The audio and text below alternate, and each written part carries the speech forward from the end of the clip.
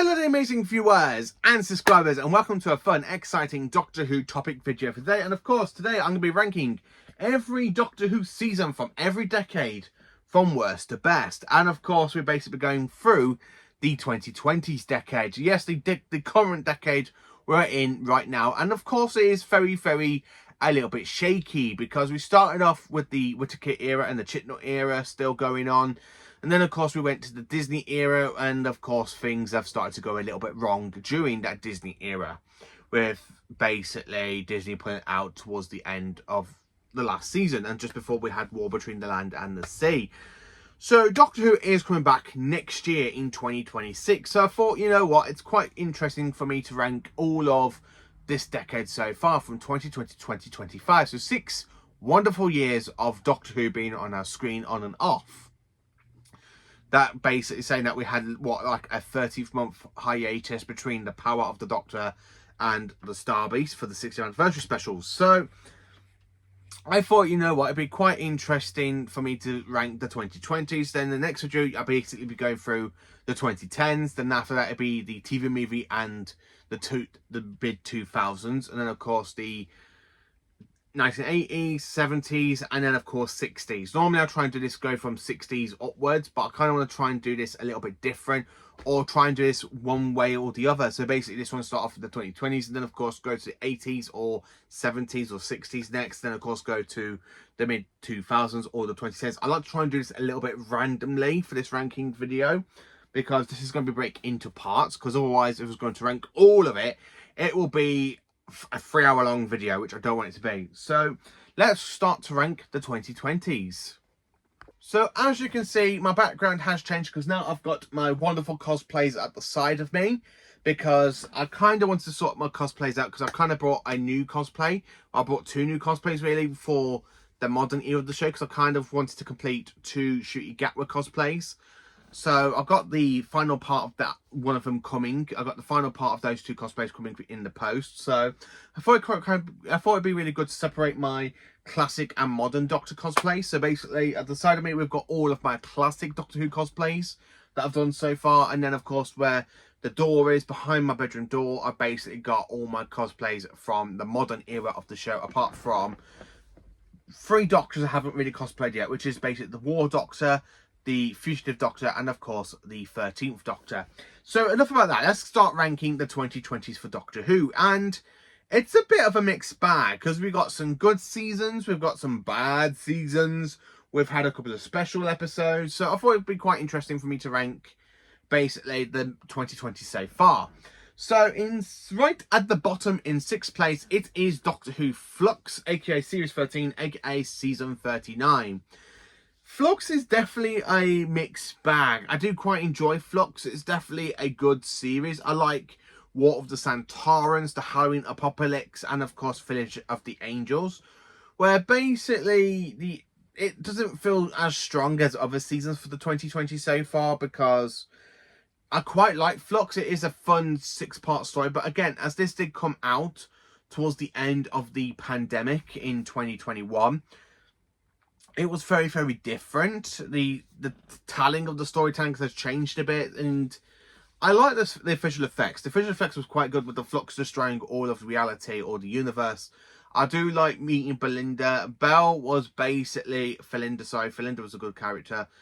Belle was very much of a mixed bag, because I didn't really felt connected with her character, even though she was pregnant with Felinda's baby. I just don't connect with it. And of course we have Carvanista. I think we might need to see the return of the Lupari at some point. I'd really like to see them, but there again, they were kind of slaughtered by the Santarans, so I don't think they will be back. So yeah, it's very much of a mixed bag, because it is a good, and what I mean is it's very good, because you got the whole build up, the Lupari, Carvanista, the whole bit with Swarm and the Aselda, and of course them 2 kind of fall apart. Then of course you get introduced to another villain, aka the Grand Servant, and he just kind of gets ditched on a moon, like on a meteor sort of thing, and it doesn't really go anywhere. Flux doesn't actually go anywhere for me. I don't know what it is. I just don't feel like a connection to go back and rewatch it as I used to back in 2022. In 5th place, it is the 60th anniversary specials. Oh dear, I probably get people getting ready for the guns on me. Now, don't get me wrong, I did enjoy the 60th anniversary specials. The fact I've rewatched them quite a lot since 2023 means that's how much I enjoyed it, because I do prefer David Tennant as the 14th Doctor more than I do for him as the 10th Doctor. But there's only one special I really do love out of the 3, and that's, of course, the Giggle, because Neil Patrick Harris is really good as a toy maker. I love David Tennant and Ncuti Gatwa with those two Doctors connecting, because it was a good multi-Doctor story, even though for the 60th anniversary we didn't really get a proper multi-Doctor story with the past Doctors, but it's quite nice to see a modern Doctor meeting a future incarnation. The whole concept of the bi-generation is still a much of a mixed bag for me. I don't really care for the bi-generation. I'm glad that Ncuti never split into two in the end of Reality War, and I will literally talk a bit more about that a bit later on. But yeah, I do like the Star Beast and Wild Blue Yonder. Wild Blue Yonder is definitely creepy. The definitely weak part of the 6th anniversary specials is probably the Star Beast. Even though Beep the Meep was quite a good character, the whole thing with the Dr. Donna and just the whole thing about letting it go really just, it doesn't do anything. But the Giggle is definitely the better special for me. I do like the Giggle. In 4th place, we have the Series 13 specials and Season 39. The reason I kind of separated the specials from Series 13 is because these specials are so much better than Flux. I really do enjoy these specials a lot better than Flux. I mean, even the Daleks, even though it carries on from Flux by the Doctor trying to repair the TARDIS and doing a big massive reset, it does carry on with Defense of the Flux. The Daleks wanted revenge on the Doctor, even though it was the Santarans, which was quite good. Legend of Sea Devils, I still enjoy. I know some people hate Legend of Sea Devils because of the really bad CGI effects and stuff, but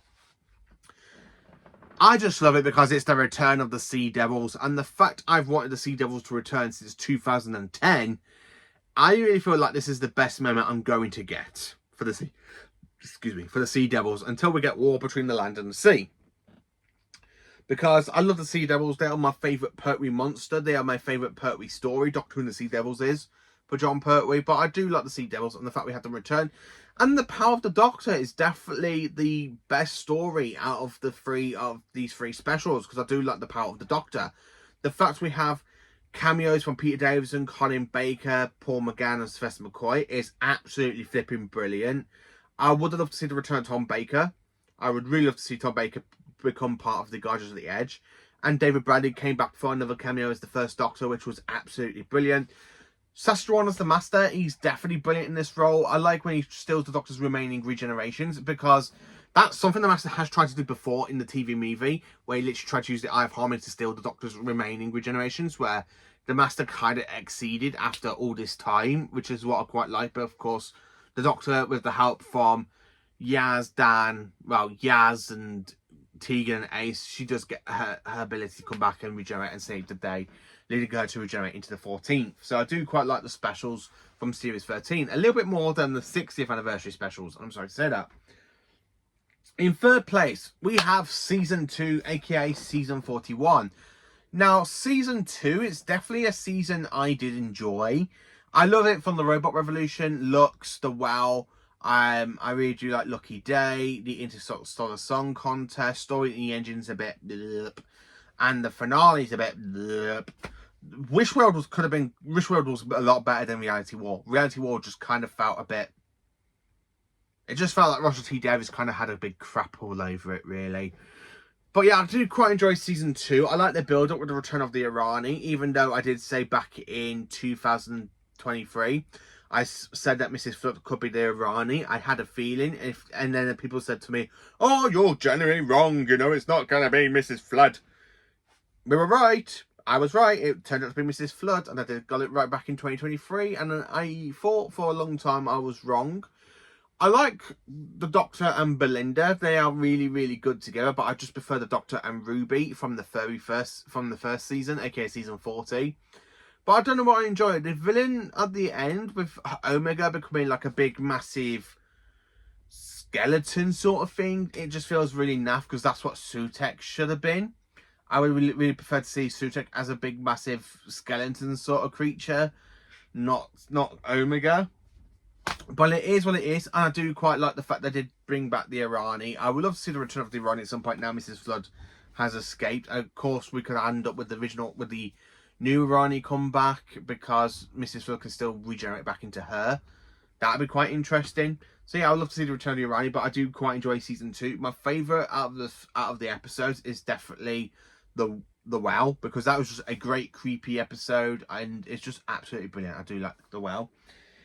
In second place, it is season 1/season 14. Now, this one, I had to put a little bit over season 2 because I do like the Doctor and Ruby. Yeah, okay, we kind of had no gap between the two of them, basically, when they said, oh, we're best friends. It doesn't feel like a modern series where you kind of see that friendship grow between the Doctor and Ruby. I absolutely love The Devil's Cord. It's definitely my favourite episode. I do like 73 Yards. That's another good one as well. And the finale, like The Legend of Ruby Sunday, that's actually quite good until you get the reveal of Sutek as a big, massive dog-like creature, or jackal. But the fact we had the return of Gabriel Wolf, brilliant, absolutely brilliant, which is why I do love season 1, because we just have the fact the return of Gabriel Wolf, Jinx Monsoon's character, aka Maestro, are two of the biggest villains I have to admit from that series. I don't really care for Rogue. Rogue is definitely one I'm not really too keen to go back and rewatch often. I do enjoy Boom. Boom is definitely a good episode written by Stephen Moffat. Then, of course, you've got 73 Yards, which is another good episode. And the thinnest one, Dot and Bubble. Dot and Bubble is one I'd like to see. I would like to see Lindsay come back from Dot and Bubble with the Doctor's new face, because that'd be quite interesting. And then number 1, in first place for me to rank in the 2020s, it is Series 12, aka Season 38. Yes, we start off with a Whittaker era, and then of course we end with a Whittaker era. Now, Season 12 is definitely a really strong season from the 2020s, because 1, we have the return of Captain Jack Harkness, we have the introduction to Joe Martin's fugitive Doctor. Then, of course, you've got basically the whole Timeless Child story arc, which I still find a little bit wrong. Sasha Jawan's Master is absolutely brilliant. The return of the Juju is absolutely brilliant. And, of course, you got basically Revolution of the Daleks, which is a really great Dalek civil war between Robertson's Daleks and the Daleks from Skaro. I do quite enjoy Series 12. There is only 2 episodes I don't really enjoy, which is basically Orphan 55 and Praxius. But the rest of the series is really great. My favourite is definitely either Spyfall or Nikola Tesla's Nightmare of Terror, because that was a good episode. I do quite like that episode, and I do like the whole story between Thomas Edison and Nikola Tesla's kind of fury or rivalry. So it's actually quite good. So that is me ranking every single series so far in the 2020s. And as I said, the 6th anniversary specials would have been a bit higher, but I just enjoy the Series 13 specials a lot more.